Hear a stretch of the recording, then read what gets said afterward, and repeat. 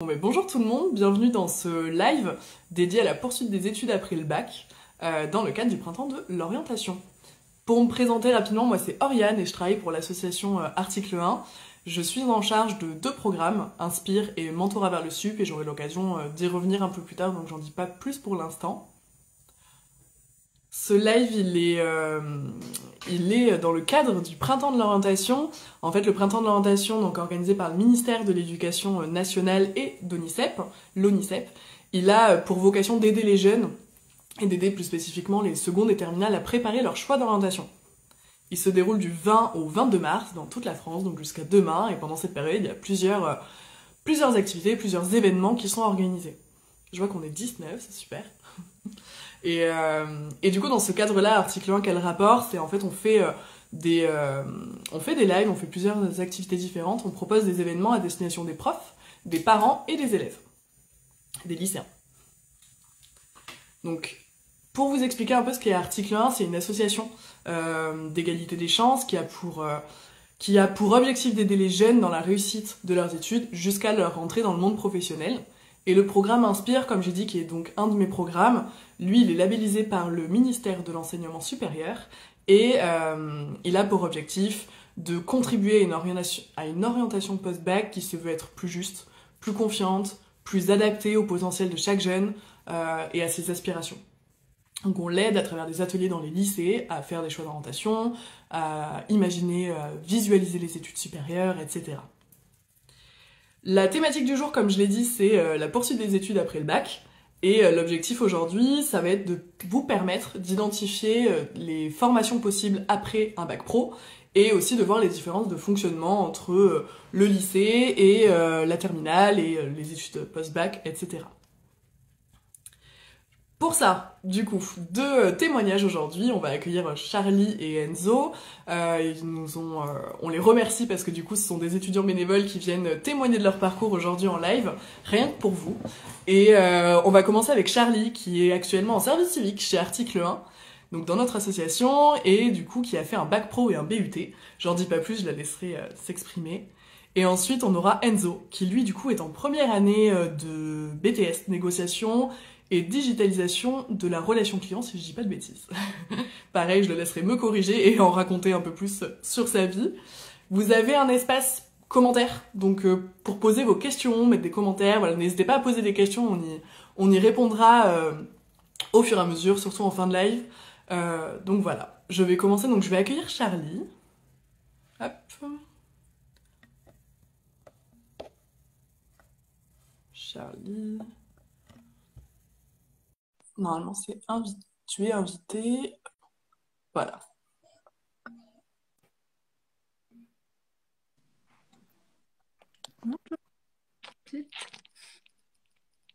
Bonjour Charlie. Bonjour. Tu vas bien? Oui, ça va bien. Je suis ravie d'être là et je suis ravie de partager dans mon expérience avec tous les jeunes qui nous écoutent. Bien, super, je suis ravie de t'accueillir et merci encore de bien vouloir témoigner, de nous raconter ton parcours.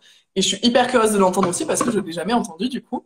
Donc je te laisse commencer, te présenter et puis après peut-être qu'il y aura des petites questions. Ça marche. Alors, bonjour à tous. Donc, je me présente, je m'appelle Charlie. J'ai 21 ans et actuellement, je suis en service civique chez Article 1. Je peux peut-être expliquer ce que c'est qu'un service civique. Oui, tout à fait, ouais. Ok, donc alors en fait, un service civique, c'est un engagement auprès de l'État d'une durée entre 6 à 12 mois. Donc c'est à peu près, souvent c'est 8 mois. Moi en tout cas, mon service civique, il va durer 8 mois. C'est dans un service civique, ça aide une association. Donc dans n'importe quel domaine, moi j'avais décidé de le faire avec les jeunes. Je vous expliquerai pourquoi, parce que mon parcours... et en fait, bah, vous allez comprendre après. Et le service civique, donc c'est un engagement qui a une durée mensuelle entre 20, hebdomadaire, pardon, entre 20 à 35 heures par semaine, avec une indemnisation de 600 euros par mois. On peut faire un service civique pendant ses études ou on peut même faire un service civique en même temps que avoir un petit travail à côté. Donc voilà. Merci pour Je les commence. explications. Petite précision peut-être, mais le service De civique, c'est rien. vraiment un super statut et petite précision, mais on n'est pas recruté sur ses compétences. Quand on fait un service civique, on est recruté sur sa motivation. Ça peut nous permettre de découvrir vraiment des domaines qu'on ne connaissait pas. Et donc vraiment, je vous encourage à le faire. Faire un service civique, c'est apprendre beaucoup de compétences. Vraiment, c'est hyper enrichissant et j'en ai fait un aussi. Donc voilà, je te laisse reprendre. Je continue du coup sur la suite où il y a des questions particulières. Alors, je regarde s'il y a des questions sur le service civique. Ah, parler un peu plus lentement. Oui, on va essayer. Désolé, Claudio. Qui fait pour faire partie de l'assaut? Alors, juste pour recontextualiser, pour ceux qui sont peut-être arrivés un peu tard, effectivement, j'ai commencé sur les chapeaux de roue. Le but de ce live, c'est de vous montrer les formations possibles après un bac pro. C'est la thématique, donc étudier après un bac pro et voir un peu le fonctionnement de ces formations-là, la différence avec le lycée. Et pour ça, on a deux témoignages. Donc Charlie en premier et on aura Enzo aussi, qui ont des parcours différents et qui sont là pour vous raconter leur expérience en tant qu'étudiant et en tant qu'étudiants qui ont fait un bac pro, du coup. Et donc on va parler de tout ça et ensuite peut-être qu'on apportera des petits compléments d'informations, etc. Voilà, je te laisse reprendre du coup. Ça marche. Alors, bah, du coup, pour commencer, bah, j'ai fait un bac professionnel. Pour tout vous raconter, au collège, donc avant le bac, j'étais une élève qui avait des difficultés à l'école. Mes notes étaient pas super, en tout cas selon mes professeurs. J'avais bon, beaucoup de difficultés à l'école, donc du coup, à la fin de la troisième, je savais pas trop vers où je voulais aller, mais moi, pour moi, dans ma tête, c'était je vais vers un bac général parce que bah voilà, c'est la solution, tout le monde va là-bas, etc. Mes professeurs, mon entourage m'ont conseillé de ne pas aller en bac général parce que j'allais me planter. Ayant des difficultés, ça allait être compliqué. Donc, je me suis orientée vers un bac pro un petit peu contre. Bah, j'avais pas envie, donc j'ai quand même écouté, donc je les ai. Voilà, j'y suis allée. Je regrette absolument pas d'avoir fait un bac professionnel parce que j'ai passé 3 ans extraordinaires. Le fait d'avoir des stages, d'avoir en fait de la pratique et de la théorie, j'ai trouvé ça génial. Je me suis vraiment sentie dans mon environnement. Mes notes, elles ont remonté. En fait, j'ai pris confiance en moi. J'ai senti que bah, ouais, elles étaient bien et donc tout allait, tout se passait correctement. Donc, passer les 3 ans du bac, arriver à la fin de la terminale, bah, la question que tout le monde se pose, bah, qu'est-ce qu'on fait après le bac? Voyant mes résultats scolaires très satisfaisants et ne sachant pas vraiment où aller, pour moi, la solution, c'était bah, de continuer, d'acquérir des expériences, des connaissances, faire de la pratique, etc. Pour moi, ça, je ne me suis pas posé la question, c'est je continue mes études. Ah, ça a un peu Oui, ça a bugué. excusez-moi, je reprends. Étant en bac professionnel, mon entourage et même mes professeurs m'ont bah, en fait dit, mais Charlie, tu ne seras jamais acceptée parce que tu viens d'un bac pro.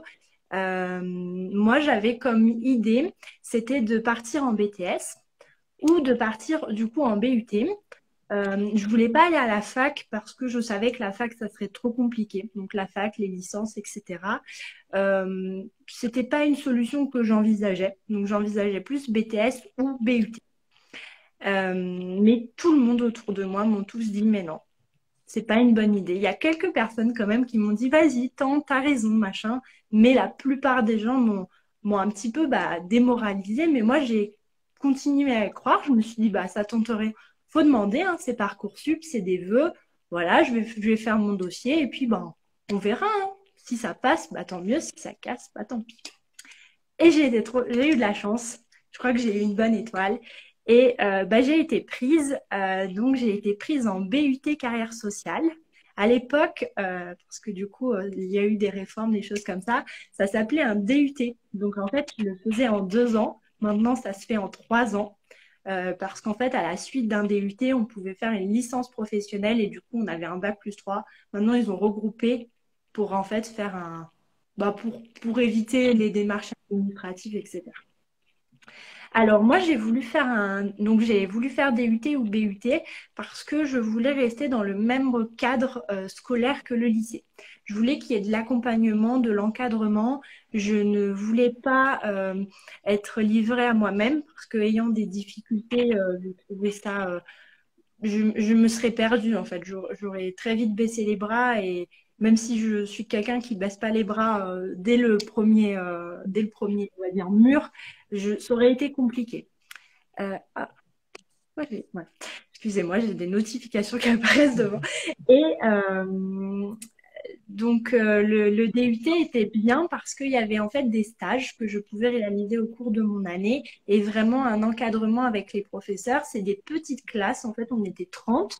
Après en amphithéâtre on était un petit peu plus, on était 100, mais c'était pas comme en licence où on pouvait être beaucoup plus.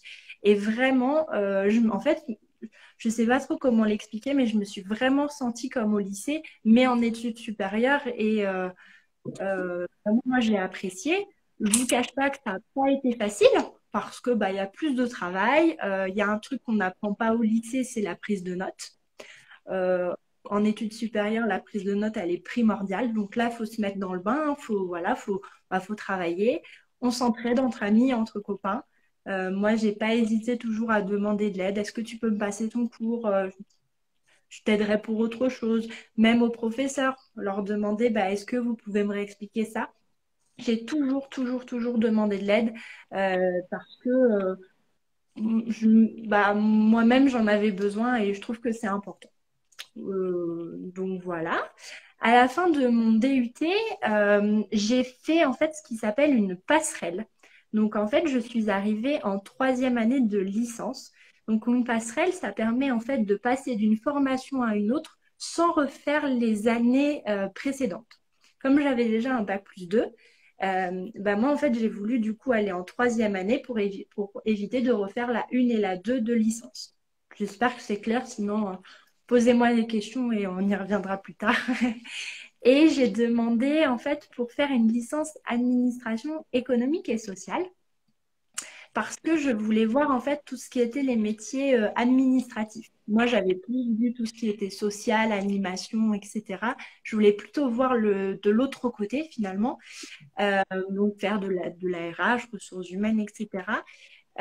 J'ai trouvé que la licence était extrêmement dure, encore plus dure que le DUT parce que là, en fait, on est livré à soi-même, il y a beaucoup plus de monde, les cours sont beaucoup plus vastes, en fait, on voit, bah, par exemple, on voit de l'économie, mais c'est moins précis qu'en DUT, c'est moins, euh, ouais, c'est beaucoup plus général, en fait. Ça nous prépare pas forcément à un métier spécifique, ça nous prépare vraiment à un domaine, à un secteur.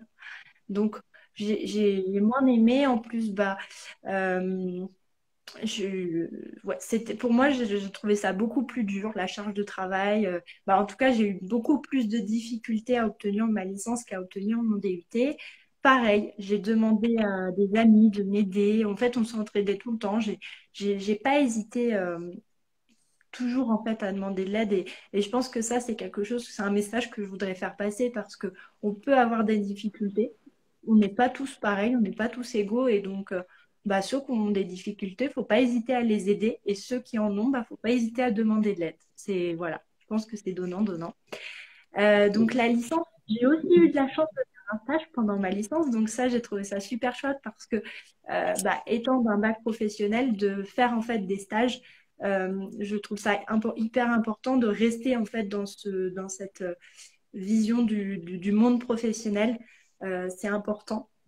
Surtout que bah, dans le monde professionnel, il y a des codes à avoir. On ne peut pas être comme ça, chill. Donc, du coup, voilà. Qu'est-ce que je peux dire d'autre? Je, voilà, en fait, ah oui, bah, je pourrais peut-être conclure, on va dire, un peu ce petit témoignage. Moi, je viens donc d'un bac professionnel. Je pense que personne aurait misé un sou sur moi pour arriver jusqu'à un bac+3. Moi, mon message que je voudrais faire passer, c'est si vous voulez faire quelque chose, faites-le. Croyez en vous. Moi, si j'avais cru, bah, si j'ai cru en moi et j'ai bien fait de croire en moi parce que je suis allée jusque-là, jusqu'en bac+3. Donc mon bac+3, je l'ai obtenu l'année dernière. Malheureusement, j'ai fait des demandes pour aller en master parce que je me disais, allez, vas-y Charlie, t'es sur la bonne voie, continue. J'ai été refusée en master parce que mes résultats en fait en licence n'étaient pas suffisants. Mais c'est pas grave. Je me suis dit, c'est pas grave, ça sera une prochaine fois ou peut-être pas. Donc, j'ai repris les choses en main et je me suis dit, allez, Charlie, tu trouves du boulot, c'est le bon moment. En plus, tu as plein d'expérience dans le monde professionnel, etc. Et en fait, j'ai cherché. Alors, moi, je cherchais en fait plusieurs choses, soit travailler avec le public senior ou le public jeune, parce que du coup, les seniors, bah, c'est un public que j'ai déjà beaucoup fait en stage, etc. Et c'est un public que j'apprécie énormément. Même au cours de mes études supérieures, j'ai travaillé dans une résidence service senior, donc je connais déjà ce public. Et les publics des enfants, je le connais déjà, mais avec l'âge, j'ai moins envie de travailler avec les enfants. Et en fait, il y a un public que je ne connaissais pas, c'était les jeunes. Et donc, je me suis dit, faut que je trouve quelque chose à faire avec les jeunes. Donc, par exemple, surveillant. Donc, j'ai cherché plein de choses. Et un jour, en fait, je suis tombée donc sur une offre d'article 1 qui cherchait donc pour faire de l'animation en lycée avec le programme Inspire et donc un service civique. Donc, j'ai postulé et puis me voilà en service civique. Je fais un service civique depuis septembre jusqu'à fin mai. Ça arrive à grands pas. Je travaille également quelquefois à côté. Je fais en fait je suis serveuse pour le rugby parce que donc je vous ai peut-être pas dit, mais je suis à Clermont-Ferrand et du coup le rugby là-bas c'est un peu le cœur de la ville et donc voilà je fais les matchs et je sers au salon.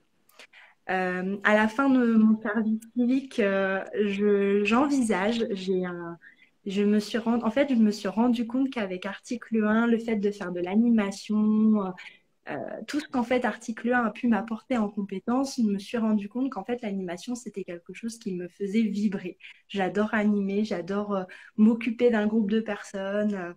Il y a plein de choses que j'aime beaucoup dans l'animation, même créer des projets, des événements, etc.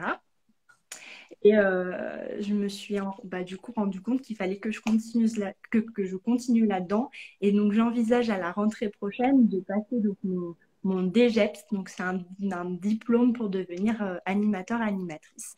C'est une formation qui dure entre 1 an, voire 2 ans, qui peut se faire en alternance. Et donc c'est ce que j'envisage de faire à la rentrée prochaine. Donc on va voir ce que le vent décide. Ouais, on croise les doigts. Et puis voilà. J'espère que vous avez des questions parce que je pense que j'ai dû oublier pas mal de choses. En fait, en réfléchissant, je me rends compte que j'ai oublié beaucoup de choses, mais voilà, j'ai hâte d'avoir vos questions. C'était hyper complet déjà et merci, hyper intéressant ton parcours et ça fait plaisir de voir que tu as cru en toi et que ça a payé. Enfin vraiment, je trouve que c'est le message à retenir avec ça et demander de l'aide. Et c'est vrai qu'on le conseille beaucoup aux lycéens qu'on rencontre. N'hésitez pas à demander. Souvent, on n'ose pas aller voir les professeurs, on n'ose pas demander des notes ou quoi. Moi, vraiment pareil, toute ma scolarité. J'ai été en licence et prendre beaucoup de notes, c'est parfois compliqué. Donc, on s'échangeait des cours, etc. Vraiment, demander de l'aide, c'est hyper important. Donc, merci pour ces deux beaux messages. Et j'ai pas vu de questions, mais moi j'en ai plusieurs si tu es prête à y répondre. Ouais, parce que j'ai oublié plein de trucs. En plus, je sais que le temps il tourne et qu'il y a Enzo qu'il faut qu'il témoigne. Ça, Mais, pour l'instant, on n'est pas trop mal niveau temps, je pense. Euh, mais du coup, j'avais une question parce que tu as fait donc ton bac pro et tu disais que donc un peu à la veille du bac, on va dire, entre guillemets, quand t'étais en terminale et que tu pensais à l'après, là, c'est le moment où tu as commencé à te renseigner. Est-ce que tu avais déjà commencé à te renseigner depuis la seconde? Quand est-ce que tu as commencé à te renseigner en fait sur les études supérieures et sur les possibilités d'après bac pro? alors, je me suis renseignée au milieu de la première parce que je voyais en fait que mes notes augmentaient. Je me disais, allez, pourquoi pas continuer en fait après le bac. Donc, commencer déjà à regarder les possibilités. Surtout que ça, je ne l'ai pas dit, mais j'ai fait en fait un bac pro accompagnement, soins et services à la personne. Donc, en fait, il y a deux grandes parties dans ce bac. Toute la partie soins, donc pour être infirmière, aide-soignante, sage-femme, etc. Et toute la partie sociale pour être animatrice, pour tous les métiers du social, assistante sociale, etc. Donc, en fait, il y a vraiment deux branches. Et moi, en première, j'arrivais pas encore à me positionner sur les deux branches. Surtout que, en fait, le programme en bac pro, c'est en seconde, c'est les enfants, en première, c'est les personnes âgées, et en terminale, c'est les personnes en situation de handicap. Du coup, j'arrivais pas vraiment à me positionner. Donc, j'ai commencé à regarder. Donc, excusez-moi, pareil, une notification qui arrive. Désolée.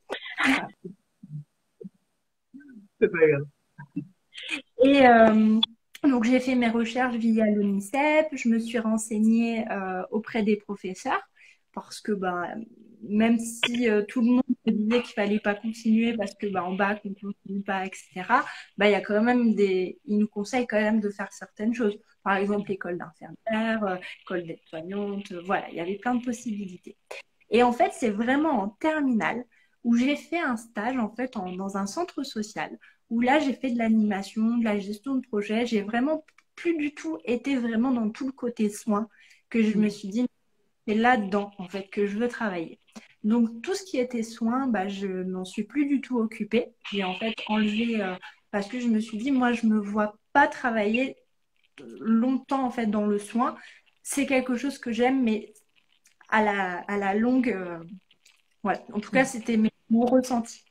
Donc là, j'ai fait mes recherches, pareil, avec mes profs, etc., sur Internet, en fait, qu'est-ce que je peux faire après un bac pro à SSP, du coup, il s'appelle comme ça. Et une fois, alors moi, dès que Parcoursup a ouvert, je savais déjà tous les vœux que je voulais mettre. J'ai tout rempli. Moi, je vous conseille vraiment, c'est bon. Je crois que maintenant les vœux c'est fini, mais de vraiment mettre au maximum de vœux. Moi, je croyais, on pouvait en mettre 20. J'ai mis les 20 parce que vraiment, je voulais mettre toutes mes chances de mon côté. Surtout qu'en plus, bac pro, études supérieures, à l'époque, ça, ça allait pas trop ensemble. Surtout que moi, pour un DUT que je voulais faire, il y avait 2% de chance qu'un bac pro soit pris. Donc, 2 élèves sur 100. Donc, il fallait vraiment que je mette toutes mes chances de mon côté. Donc, vraiment, j'ai pris beaucoup de temps pour faire mes recherches. Et en plus, je cherchais une alternance parce que je voulais vraiment garder ce côté théorie-pratique. Et j'ai jamais trouvé, en fait, j'ai pas trouvé parce que le social, c'est un peu compliqué l'alternance. Surtout que moi, je suis une personne qui veut faire tellement de choses que je savais pas trop, en fait, j'arrivais pas à trop cadrer l'alternance que je voulais faire. Mais quand j'ai su qu'en DUT, on pouvait faire plein de stages, etc., j'ai dit que c'était top. Voilà. Ok, ça marche, merci. Et autre petite question, tu as dit que c'était le BUT, enfin, le DUT du coup à l'époque, comme le lycée, mais quand même tu sentais que tu étais dans les études supérieures.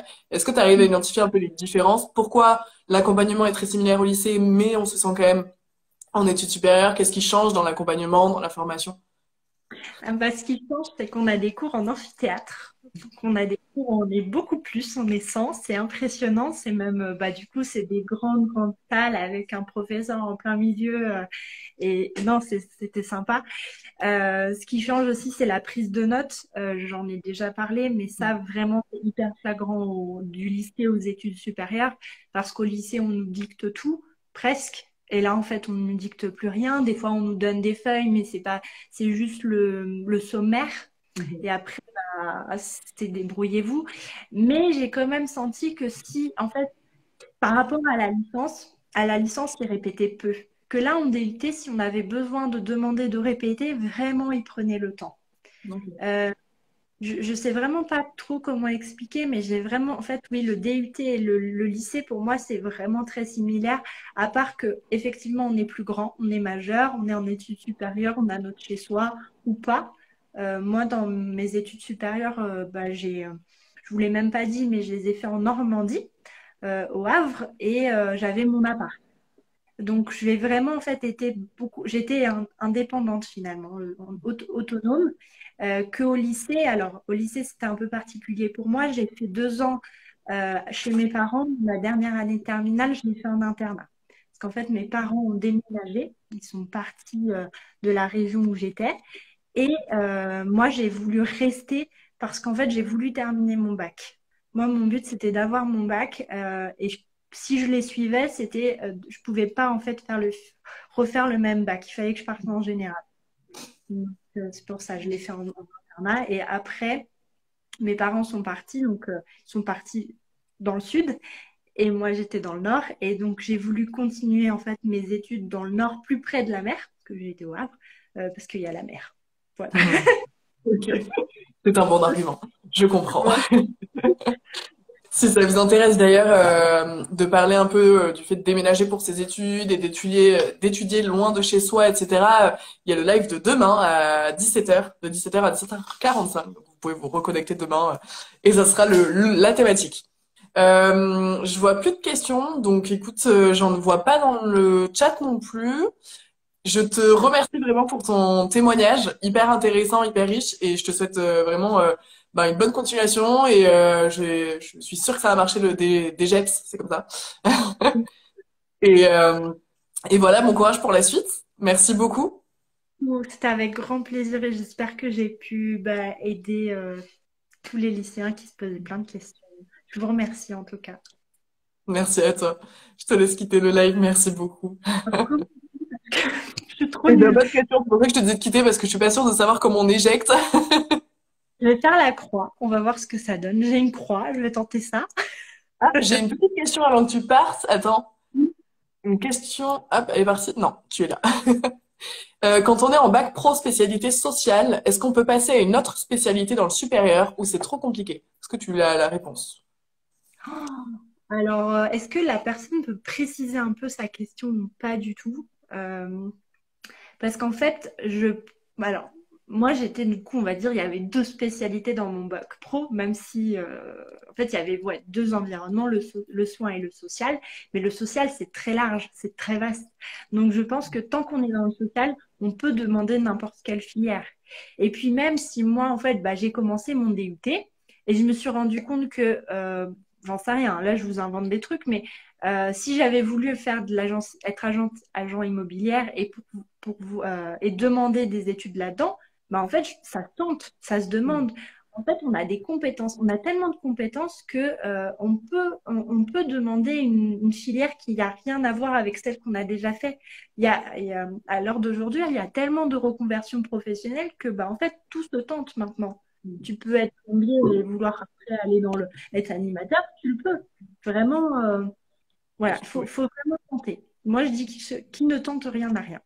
Ça, Tout à fait, et c'est vraiment pareil qu'il faut tenter aussi parce que en plus aujourd'hui sur Parcoursup il n'y a plus la hiérarchisation des vœux, donc on peut le tenter, on le met dans les vœux et on ne sait pas si ça passera ou pas, mais je pense qu'il faut toujours aussi maintenant avec les projets de formation motivée mettre bien en avant les compétences qu'on a pu développer ailleurs et qui peuvent correspondre à cette ces futures études qui semblent ne pas correspondre à peut-être ce que tu as fait avant, mais du coup bien mettre en avant des compétences qui pourraient être liées et qui t'aideraient à intégrer cette formation et tenter, évidemment. Bon, je vois que le temps tourne, donc je te dis au revoir encore une fois et merci beaucoup. Je vais essayer de t'éjecter, donc moi, je vais faire la croix. ça marche, merci.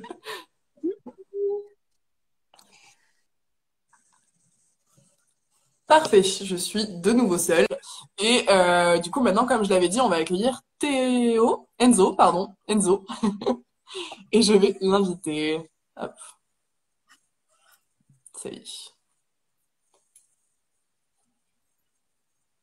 Génial, Caroline, tu en as bien compris. Bonjour Enzo, Bonjour, bonjour. comment ça va? Content d'être là, honnêtement. Content d'être là. Ah, génial. Bah, merci beaucoup, hein, comme Charlie, vraiment un grand merci à vous deux d'être là. Et ben écoute, je te propose d'y aller direct, de nous raconter ton parcours. Pas de souci. Donc, si vous avez des questions, vous me dites. Et puis, moi, je vais vous raconter un peu mon parcours scolaire. Donc, moi, je viens de la région du Beaujolais, donc au nord de Lyon. Arrivé au collège en troisième, il fallait choisir pour partir au lycée. Donc, j'étais admis en général et en pro. Mais à l'époque, je savais déjà ce que je voulais faire. Moi, je voulais être dans l'immobilier de base.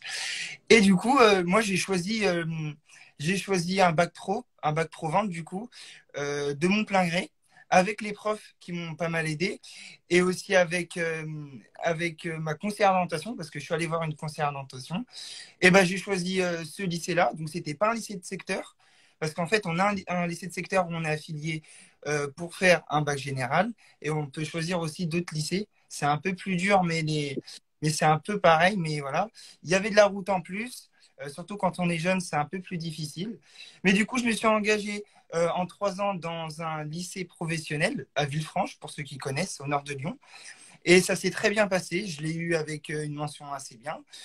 Sur ces 3 ans, ce que j'ai aimé le plus, c'est qu'il y avait des stages. Pour valider son diplôme, on a des stages. Du coup, on peut intégrer des entreprises, voir comment la vie en entreprise se passe. Et ça, c'est quelque chose que je voulais, quelque chose qu'il n'y a pas en fait en général. Donc, c'était vraiment ça aussi ce que je cherchais. Euh, Aussi, au vu de mes notes, parce que je vais être honnête, j'avais pas non plus des super notes. Et quand en fait on fait quelque chose qu'on aime, notamment pour un bac pro, c'était ce que j'aimais, bac pro vente, et ben j'arrivais à avoir des meilleures notes parce que je faisais des matières que je préférais. Je faisais quoi comme matière? Je faisais de la prospection. La prospection, c'est quelque chose qui m'intéressait, on travaillait dessus, et pas forcément des matières générales. Donc il y avait vraiment tout ça qui me plaisait. Le fait ouais, d'apprendre ce qu'on aime, tout ça, c'est vraiment ce qui me plaisait. Et du coup, arrivé en terminale, donc j'ai fait ça assez tard. Il fallait choisir où partir. La fameuse question, où je vais l'année prochaine. Donc je savais que je voulais partir en BTS. Mes profs m'avaient aidé. Pour le coup, il n'y avait pas de conseiller d'orientation, mais il y avait beaucoup plus de choses sur Internet parce que c'était vraiment quelque chose de national. Et c'est pour ça que moi, j'ai décidé de partir de ma région. Et du coup, actuellement, je vous parle, je suis à Reims. J'ai quitté la zone du Beaujolais, le nord de Lyon. J'ai changé d'académie pour être dans le Grand Est. Ça s'est fait bien, la preuve, je suis encore là. Actuellement, je suis en BTS NDRC. Donc, BTS NDRC, c'est négociation, digitalisation, relation clientèle. Donc, en gros, c'est le commerce, la vente. Et là, je vais bientôt terminer ma deuxième année. Je vais passer mes examens dans quelques mois. Ça se passe super bien. Après, bien sûr, il y a du stress. Il y a du stress quand on intègre une nouvelle école, une nouvelle ville. Il faut son nouveau logement, il faut connaître des nouvelles personnes. Donc bien sûr, c'est des réticences que chaque personne peut avoir et que au début c'était dur, mais quand on a des profs qui sont à l'écoute, j'écoutais Charlie ce qu'elle disait, c'est totalement ça. Quand on a des questions, quand les profs sont là, c'est sûr que c'est plus facile. Aussi dans la classe, quand il y a une bonne de classe, quand on a des questions, c'est vraiment plus facile. Et j'ai eu cette chance-là avec mes profs. Je trouvais ça assez drôle parce que on a beau grandir, prendre en maturité. Et ben quand j'ai intégré mon BTS, j'ai l'impression que les profs, c'était pas les mêmes profs qu'il y avait au lycée. C'est-à-dire qu'il y avait des profs qui étaient vraiment plus personnels, qui étaient là quand on avait besoin d'aide, qui sont encore là d'ailleurs et qui seront là peut-être après, ce qui est aussi pratique. Et vraiment, le BTS NDRC, qu'est-ce qui m'a apporté? J'ai trouvé mon alternance. Donc la première année, j'étais en initiale. C'est-à-dire que j'avais ma bourse pour vivre. Et ça, j'ai eu une chance, c'est d'être boursier. Et l'histoire est belle parce que il fallait, comme pour le lycée, comme au lycée, Désolé, vraiment, souci technique, fallait bien que ça arrive. les- Donc je suis désolée, je te laisse reprendre et je trouve une solution pour... Est-ce que tu es prêt pour repartir sur pas de ton souci, je témoignage? peux reprendre. Du coup, Oui, oui, vas-y. bien sûr. Oh, mais ne t'inquiète pas, c'est des choses qui arrivent. Oui. Je te laisse reprendre du coup encore une fois et je pense que ça va marcher. Pas de souci, je pense aussi, on espère. Du coup, moi, je parlais de mon BTS NDRC, où la première année, je l'ai effectué en initiale. Et puis, l'idée, c'était de faire des stages. Et à 10 jours, même pas, ou même moins, une prof m'a aidé à chercher un stage parce que je n'arrivais pas à chercher des stages étant donné que j'étais dans une région où je connaissais personne. Et elle m'a présenté un stage et ça m'a très bien plu. C'était dans un autre domaine, c'était vraiment plus l'immobilier. Et du coup, là, ça a matché. Aujourd'hui, je suis en alternance, donc pour la deuxième année. Et l'alternance, moi, je vous le propose. L'alternance, c'est nos premiers salaires. C'est aussi une idée de voir comment est la vie en entreprise sur le long terme. parce que c'est quand même un an, une année. Et aussi, ça permet de nous aider aussi pour le BTS, parce que moi, je vois que j'apprends des notions pour le BTS qui me servent dans la vie de tous les jours. Donc ça, c'est vraiment des choses que je recherchais. Après, l'idée, c'est pas non plus de m'arrêter au BTS. Il y a plusieurs solutions. On peut s'arrêter au BTS. C'est une solution où on peut même continuer après sur une licence ou autre. Et moi, du coup, par la suite, j'aimerais continuer en alternance dans la même entreprise. Donc, en licence générale, commerce, vente et communication. C'est au CNAM. Au CNAM. Donc, le CNAM, c'est un centre où on peut faire de la licence et autres, arts et métiers, vente. Enfin, il y a vraiment tout un nombre de domaines qui est assez sympa. Et du coup, je vais le continuer en alternance dans la même entreprise. Et du coup, cette entreprise qui n'est plus dans l'immobilier, c'est dans la pierre naturelle et la céramique. Donc, c'est vraiment un autre domaine sur Reims. Et du coup, ça m'a plu. Et comme ça, des fois c'est le destin. Moi, c'est ce que je dis, c'est que c'est le destin. Des fois, on a des domaines comme ça où on n'était pas, enfin, forcément, on ne voulait pas le faire au début. Puis voilà, c'est comme pour le bac pro vente. En fait, toute ma vie, ça a été ça. Le bac pro vente, de base, je voulais pas forcément le faire. Puis je l'ai fait quand même. Et puis, c'était un coup de cœur. Venir à Reims faire un BTS NDRC, je pensais pas faire ça il y a quelques années. Au final, je l'ai fait et j'en suis ravi. Et là, pareil, je vais pour une troisième année d'études. Donc, c'est aussi ce que je voulais. Et on va voir comment ça se passe. Donc voilà, j'ai essayé de parler de tout. J'ai essayé de parler un peu de mon bac pro spécialité vente et commerce, donc BTS NDRC. Donc voilà, il faut savoir que pour trouver mon BTS NDRC, je le répète, mes profs m'ont beaucoup aidé. J'étais jeune et immature à l'époque. Heureusement que mes profs m'ont aidé parce que sinon, je pense que j'aurais rien trouvé. Ils m'ont aidé à mettre sur Parcoursup. Ils m'ont aidé à savoir dans quel domaine je voulais être. Parce que j'avais aussi mis comme vœu GPME, donc gestion d'une petite et moyenne entreprise, commerce international, mais c'était vraiment NDRC que je voulais faire en premier. Et voilà, mes profs m'ont pas mal aidé et je vais revenir à ce que Charlie a dit, les profs. Demandez aux profs parce que les profs, ils font un métier où ils ont un contact humain, ça c'est sûr. Donc si vous avez un problème, demandez-leur et puis c'est la meilleure solution pour moi. Ok. C'est beau d'entendre ça. Souvent en lycée, on demande, donc on fait des ateliers dans le cadre du programme Inspire et on demande quelles personnes dans notre entourage, des gens qu'on voit quotidiennement, peuvent nous aider. Et souvent la famille ressort en premier, les amis, mais les professeurs, c'est pas forcément instinctif. Et là, je vois que ça peut vraiment aider. Ils sont là pour ça aussi. Ils attendent des fois que ça aussi, qu'on vienne se tourner vers eux et qu'on leur pose des questions. Donc vraiment, n'hésitez pas à le faire. Oui. Surtout que pour l'histoire, moi j'habite comme j'ai dit, dans le Beaujolais, au nord de Lyon.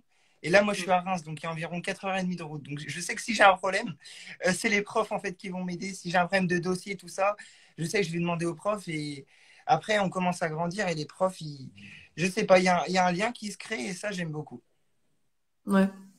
Non, c'est sûr, hein, quand on est loin de chez soi, c'est un peu la personne enfin, c'est la personne, les personnes qu'on voit le plus en fait toute la journée. Donc, il faut pouvoir se tourner vers eux. Et même pour des recherches d'alternance, et comme tu l'as expliqué, ils peuvent des fois nous faire découvrir des domaines qu'on ne connaissait absolument pas et qui sont une belle découverte. Des fois non, voilà, c'est vraiment qui tout double, mais ça nous fait découvrir des choses. Et sans ces personnes-là, on resterait peut-être focalisé sur nous, ce qu'on a envie de faire, sans s'ouvrir à d'autres choses, et on loupe peut-être des choses. En tout cas, ça a été le cas pour toi. Et tu ne connaissais pas du tout ce domaine avant, toi, du coup? Pas du tout. Moi, c'est depuis le CE1, CP, CE1, c'était l'immobilier. Je voulais être dedans. Je regardais Stéphane Plaza, tout ça. Je me disais, j'ai envie d'être dans ce domaine. Et puis, arrivé pendant faire mon stage, donc c'était l'année dernière, mars 2022, j'ai pu faire mon stage et puis coup de cœur. Je ne connaissais pas du tout ce stage. Je ne pensais pas qu'on pouvait vendre en telle quantité à une telle clientèle du carrelage. Enfin, je ne voyais pas Mhm. ça. Et puis, ouais, c'était le coup de cœur. Mais c'est ça, c'est la vie, c'est ça, on ne connaît pas tout. Et par ici, par là, on va connaître des choses et on va avoir des coups de cœur à droite et à gauche. Et c'est ça aussi la vie. C'est sûr. Et c'est pas trop compliqué de cumuler alternance, donc travail, avec les études?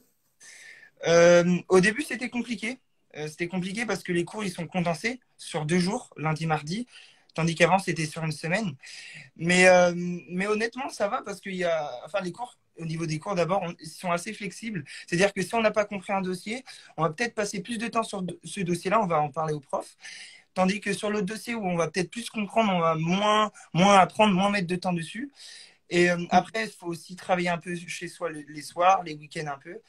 Mais moi, je trouve que il n'y a pas de plus d'activité ou quoi. Non, c'est pas plus dur. Je pense que c'est soit, si on aime son alternance, ça, c'est plus facile, je pense. Par contre, si on a un problème avec son alternance et que ça se passe mal, pour le coup, c'est 2 fois plus de travail. Parce que, Forcément. Pardon. Oui, forcément. Et puis, et c'est vrai qu'on nous demande souvent aussi en atelier, est-ce que c'est difficile? C'est une question où on a du mal à répondre parce qu'en fait, à partir du moment où ça nous correspond, ça peut être plus facile, alors que pour quelqu'un d'autre, ça va être plus difficile. c'est Moi, ça. je sais que j'ai fait une licence et ça me correspondait au niveau de l'autonomie, donc j'ai pas trouvé ça hyper difficile, mais pour d'autres, c'est difficile et j'aurais pas pu être autant encadré qu'on peut l'être en BTS, etc. Faut vraiment trouver sa formation qui nous correspond. C'est ça. Et ça, c'est important. C'est ça, ouais. Surtout, comme a dit Charlie, moi, niveau prise de notes, je suis mauvais. Enfin, étant donné que je viens d'un bac pro-vente, c'est pas non plus la première chose qu'on fait. On travaille énormément de choses, mais ça, c'est un truc assez général.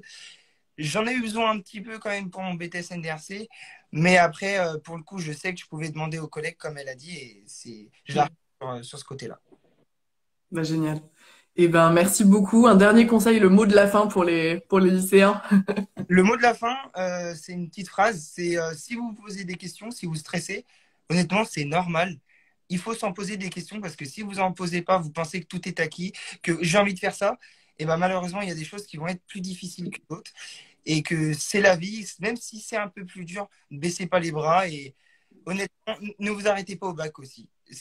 Moi, c'est le Enzo du passé, j'ai envie de lui dire ça. Moi, je voulais m'arrêter au bac, en fait, et pour aller travailler. Mais j'ai été poussé un peu par ma famille et aussi pas mal par mes profs.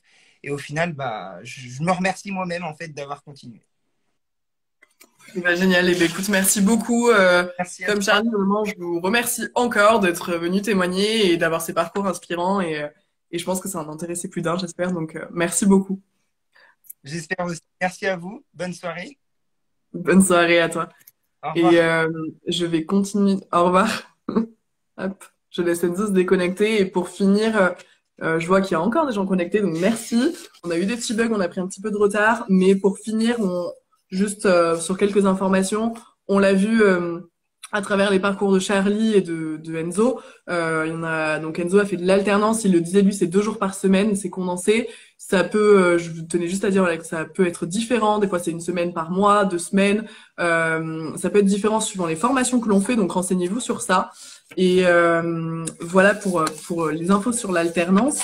Ensuite, parler donc des formations un peu qui se font après le bac pro. Il y a le BTS, on l'a vu avec Enzo, le BUT avec Charlie, mais vous avez aussi d'autres formations qui se font après. Vous avez des formations en 1 an. On peut faire des formations en 1 an après un bac pro. Donc, par exemple, la mention complémentaire, c'est une spécialisation dans un domaine qui est précis, mais ça n'apporte pas de diplôme. C'est une spécialisation. Ensuite, on a le certificat de spécialisation. Là, c'est un titre du ministère chargé de l'agriculture qui atteste d'une qualification professionnelle dans un champ professionnel précis. Ensuite, on a le FCIL, et ça, c'est une formation complémentaire d'initiative locale. Et donc, ça alterne cours et stages, et ça permet d'obtenir une attestation de formation complémentaire. Ça, c'est les formations en 1 an. Ensuite, en 2 ou 3 ans, donc il y a le BTS, le BUT, je reviendrai pas dessus. Il y a aussi des formations en 5 ans après un bac pro. Vous pouvez tout à fait intégrer des licences comme l'a fait avec les passerelles en plus. Donc Charlie, qui a voulu continuer aussi sur un master. C'est pas fait pour cette année, mais c'est possible peut-être pour plus tard. Là, elle décide de s'orienter vers un DGEPS, mais ça peut être possible qu'elle refasse un master aussi. Vous pouvez intégrer des grandes écoles. Il y a plein de possibilités. Renseignez-vous. Et vous verrez, ça, plus on est renseigné, plus ça nous ouvre des portes. Et plus on se rend compte qu'il y a des possibilités après les bacs pro, après un bac normal, évidemment aussi. Et pour revenir sur nos programmes, j'avais dit que je reviendrai rapidement dessus. On a parlé donc du programme Inspire sur lequel on fait des ateliers. Oula. Des ateliers, donc on a 2 programmes pour les lycéens. Programme Inspire où on fait des ateliers dans les lycées. Alors peut-être que certains d'entre vous ont participé à des ateliers où on vient parler d'orientation, des études supérieures, on parle budget, on parle de plein de choses. Et on a aussi un autre programme qui est le mentorat vers le sup, si ça vous intéresse. En fait, vous pouvez être accompagné par quand vous êtes en terminale, vous pouvez être accompagné par un étudiant pendant 9 mois. Il est là pour vous aider à faire la transition entre le bac, entre les études, entre le lycée et les études supérieures. Donc c'est à partir de mars, c'est vraiment pendant cette transition où on va passer dans les études sup et c'est pour les élèves de terminale. Donc si certains d'entre vous sont en terminale et qui nous ont rejoints après les épreuves du bac aujourd'hui, je sais pas s'il y en a, mais vous pouvez être intéressés, les autres, ce sera peut-être un peu pour plus tard. Et si vous êtes ici et que vous êtes étudiant, et pour les futurs étudiants, vous avez aussi un mentorat quand vous êtes étudiant pour être accompagné par un professionnel. Il y a plein de détails, donc tout ça c'est expliqué sur notre site article 1. Je vous laisserai le fouiller parce que là, du coup, on a pris du retard. Je vous laisserai fouiller tout ça si ça vous intéresse ou poser des questions sur le compte Instagram. On vérifie les messages et on peut vous répondre, vous amener vers le bon site, le bon lien, etc. Et pour conclure, du coup, je tenais encore une fois à remercier s'ils sont encore là, Enzo et Charlie, pour leur témoignage. J'espère que ça vous a aidé, inspiré, apporté plein d'informations. Et je vous rappelle les dates un peu importantes qui arrivent. Donc, ne pas oublier qu'il faut confirmer ses vœux et compléter son dossier jusqu'au 6 avril sur Parcoursup. Et que les réponses Parcoursup sont du 1er juin au 13 juillet 2023. Ensuite, il faut aussi rappeler les dates de constitution du dossier social étudiant. Et ça, donc, c'est du 23 mars au 15 mai. Donc, ça commence après-demain. Et enfin, date tout aussi importante, attention, c'est le rappel des lives que l'on fait demain. Donc à 14h, de 14h à 14h45, il y aura un live sur le financement de ses études. Donc comment financer ses études. Et à 17h, donc jusqu'à 17h45, ça sera la thématique étudier loin de chez soi. Des thématiques qui peuvent vous intéresser, donc n'hésitez pas à vous connecter sur ce compte-là. En attendant, je vous dis bonne soirée. Ça sera d'autres personnes demain qui animeront le live qui, j'espère, n'auront pas de problème technique. Et je vous dis une bonne soirée en attendant. Au revoir. Bonne soirée.